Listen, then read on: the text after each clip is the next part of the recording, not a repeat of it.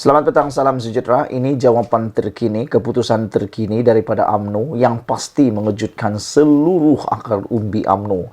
3 juta akar umbi UMNO terkejut dengan jawapan daripada Setiausaha Agung UMNO ini. Ini memang hot. Bukan lagi hot, ini panas berdidih-didih. Kata Ahmad Baslan, belum ada keputusan 2 jawatan tertinggi UMNO akan dipertanding. Kamu dapat tangkap maksud dia? Nanti saya ulas. Sebelum itu, tekan dulu butang subscribe untuk mendapatkan isu-isu terkini daripada saya. Baiklah, keputusan mengenai sama ada jawatan presiden dan timbalan presiden akan dipertanding ataupun tidak, hanya akan diputuskan ketika mesyuarat Majlis Kerja Tertinggi MKT khas pada 12 Januari 2023. Setiausaha Agung UMNO, Datuk Seri Ahmad Maslan berkata, MKT masih belum membuat keputusan berhubung perkara berkenan. Maknanya, kalau sebelum ini jawatan presiden dan timbalan presiden memang secara otomatik akan dipertandingkan dan akan ada pengundian, nampaknya jawapan Ahmad Maslan ini seakan-akan memberi satu isyarat, memberi satu petanda, memberi satu clue bahawa Zahid Hamidi mungkin akan terus berkuasa dalam UMNO dan mungkin akan terus menjadi presiden UMNO 5 tahun lagi. Nah, bukan lagi 5 tahun, mungkin 6 tahun sebab selepas PRU ada 6 bulan lagi. Saudara-saudara sekalian, jawapan ini sebenarnya boleh kita anggap belum ada keputusan sama ada mahu diundi atau tidak. Maknanya ada peluang, ada kemungkinan jawatan presiden UMNO dan timbalan presiden memang tidak akan dipertandingkan. Inilah yang saya kata tadi, mengejutkan 3 juta pengundi atau 3 juta akar umbi UMNO apabila Ahmad Maslan memberikan jawapan ini.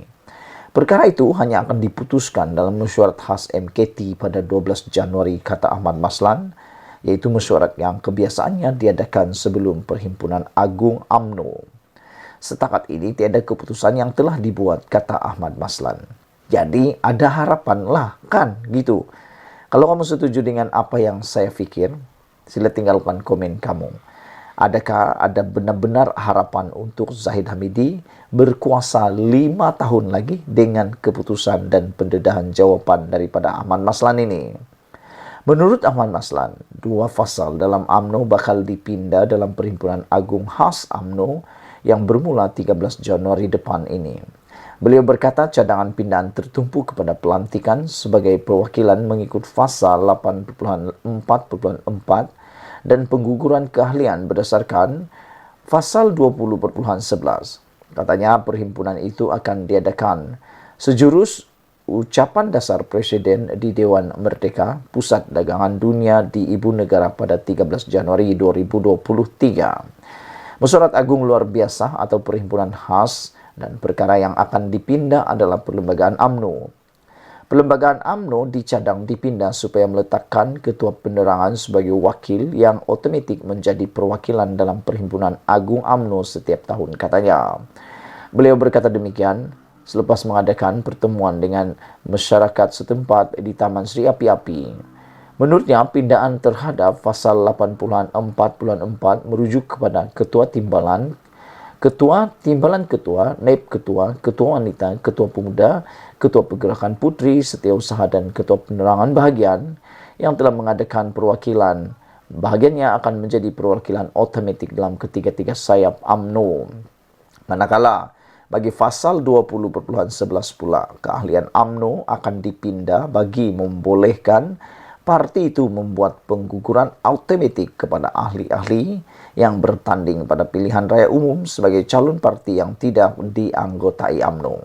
Sekian dulu untuk kali ini. Adakah Anda setuju dengan apa yang saya cakap, keputusan atau jawapan daripada Ahmad Maslan berkaitan dengan jawatan tertinggi UMNO, yaitu timbalan Presiden UMNO dan Presiden UMNO, mungkin tidak akan dipertandingkan atau dipertandingkan? Jawapan Ahmad Maslan, belum ada keputusan 2 jawatan tertinggi UMNO akan dipertanding. Maknanya ada kemungkinan tidak dipertandingkan. Ini pasti menggegar 3 juta ahli UMNO. Sekian dulu untuk kali ini. Jangan lupa tinggalkan komen Anda, tekan butang subscribe. Kita jumpa lagi dalam ulasan yang seterusnya. Bye. Selamat petang, salam sejahtera. Ada orang kata hayat Zahid Hamidi di hujung tanduk.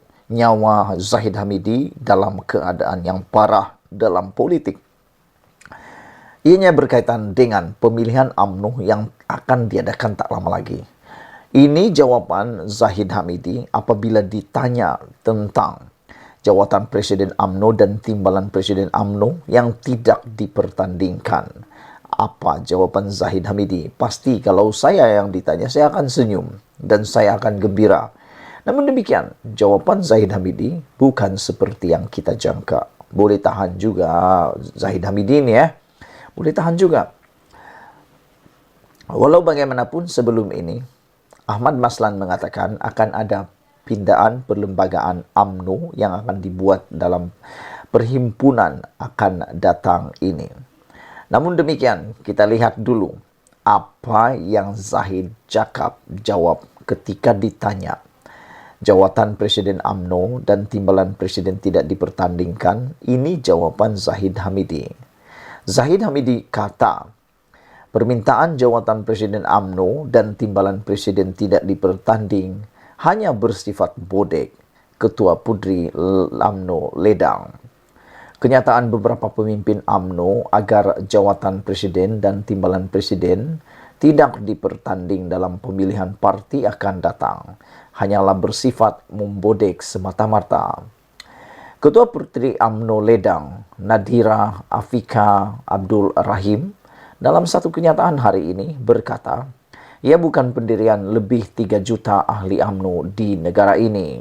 Beliau berkata, majoriti ahli parti lebih cenderung untuk melihat demokrasi di dalam UMNO dihidup dan disuburkan semula.